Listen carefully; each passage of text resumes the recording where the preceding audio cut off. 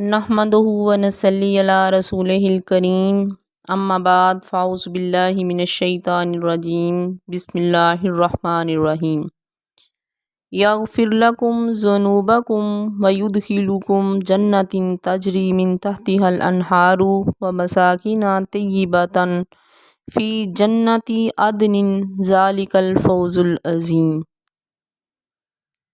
اس آیت کا شان نزول یہ ہے کہ اللہ کے پاک پیغمبر صلی اللہ علیہ وآلہ وسلم کا ایک صحابی حضرت عثمان بن مظعون رضی اللہ تعالیٰ عنہ اللہ کے نبی کے پاس آیا اور آ کر کہنے لگا، اللہ کے نبی اگر آپ مجھے اجازت دیں تو میں اپنی بیوی کو طلاق دے دوں، رہبانیت اختیار کر لوں، خسی ہو جاؤں اور اپنے اوپر گوشت کو حرام کر لوں، ساری رات جاگتا رہوں اور کبھی روزہ افطار نہ کروں۔ کیا مطلب کہ دن بھر روزہ رکھوں، رات کو تہجد پڑھوں، بیوی بچے نہ ہوں، دنیا کا کوئی کام اور فکر ہی نہ ہو، رہبانیت اختیار کر لوں، کہیں جھونپڑی بنا کر ہر وقت اللہ اللہ ہی کرتا رہوں۔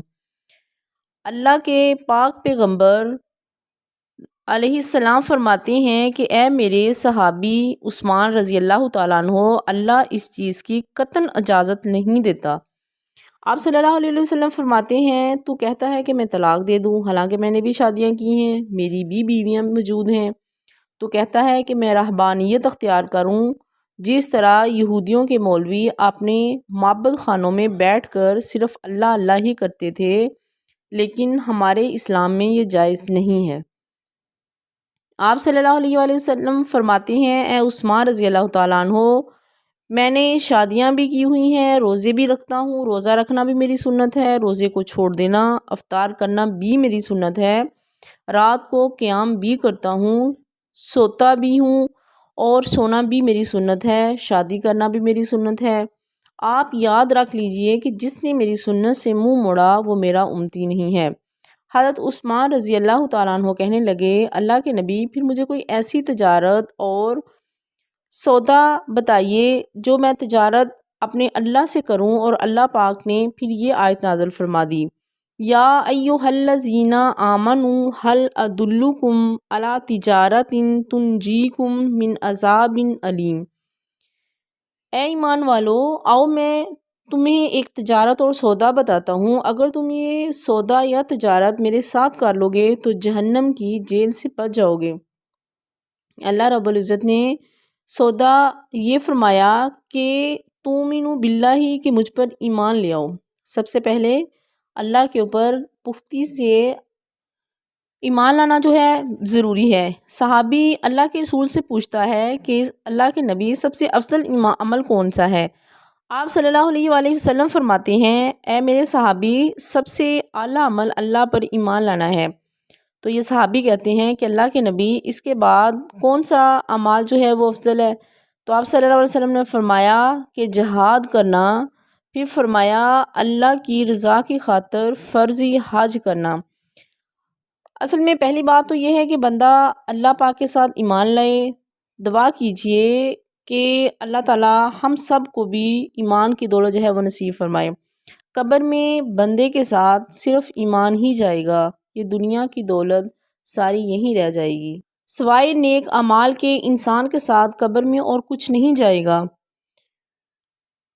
اللہ کریم نے جہاد میں پہلے مال کا نام لیا، پھر جانوں کا نام لیا۔ اللہ کے پاک پیغمبر صلی اللہ علیہ وآلہ وسلم فرماتے ہیں کہ ایک تیر کی وجہ سے 3 آدمی جنت میں داخل ہو گئے۔ ایک وہ جو تیر بناتا ہے وہ اس نیت پر بنا رہا ہے کہ یہ دشمن کے لیے تیار کر رہا ہوں۔ دوسرا بندہ جو 2-4-10 روپے دے کر تیر خرید کر دے دیتا ہے۔ ایک وہ آدمی ہے جو بارڈر پر جا کر تیر چلا دیتا ہے۔ یہ تینوں بندے ہی جنت میں داخل ہو گئے۔ اللہ کے راستے میں مال پیش کرنے کا کتنا مقام ہے۔ صحابہ کرام رضوان اللہ علیہ اجمعین اللہ کے راستے میں مال بھی پیش کرتے تھے اور جانیں بھی پیش کرتے تھے۔ ابوبکر صدیق رضی اللہ تعالیٰ عنہ نے سارے گھر کی پونجی بیچ کر، حتیٰ کہ گلے کی پوشاک بھی بیچ کر اللہ کے راستے میں جمع کروا دی۔ جنگ قادسیہ کا موقع ہے، ایرانیوں سے آمنا سامنا ہے۔ جنگ قادسیہ کا موقع ہے، ایرانیوں سے آمنا سامنا ہے۔ حضرت خنسا رضی اللہ تعالیٰ عنہا عرب کی بڑی ہی مشہور شاعرہ ہیں۔ اس کا بھائی مر گیا، اس نے اس کی جدائی میں کافی مرثیے کہے۔ اب اللہ تعالیٰ نے اس کو اسلام کی دولت جو تھی وہ نصیب فرما دی اور یہ مسلمان ہو گئی۔ اس کے 4 بیٹے قادسیہ کی جنگ کے لیے تیار کھڑے ہیں۔ حضرت خنسہ رضی اللہ تعالیٰ عنہ اپنے بیٹوں کو گھر سے نکلنے پر واز کر رہی ہیں، کہتی ہیں اے میرے بیٹو، جس طرح میں تمہاری ایک ماں ہوں اسی طرح تمہارا باپ بھی ایک ہے۔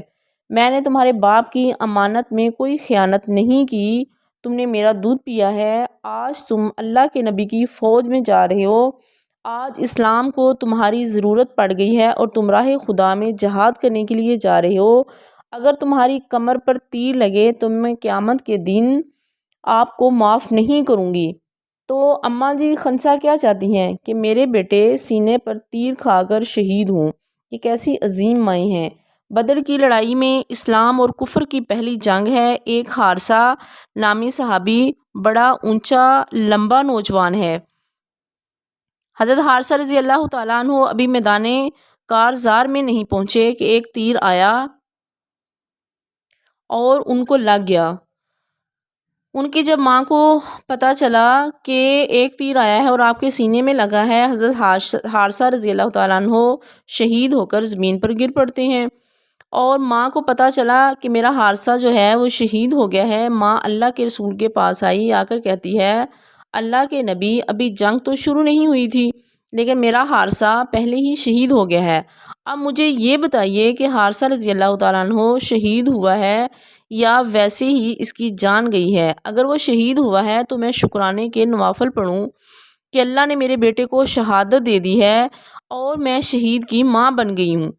اگر وہ شہید نہیں ہوا تو پھر بھی مجھے بتا دیجئے تاکہ تھوڑی دیر کے لیے میں اس کی قسمت کو رو لوں۔ آپ صلی اللہ علیہ وآلہ وسلم فرماتے ہیں بی بی تیرا حارثہ رضی اللہ تعالیٰ عنہ کو اللہ نے جنت ہی وہ دی ہے جس کی چھت خدا کا عرش ہے، تیرا بیٹا تو فردوس بری میں پہنچا ہوا ہے۔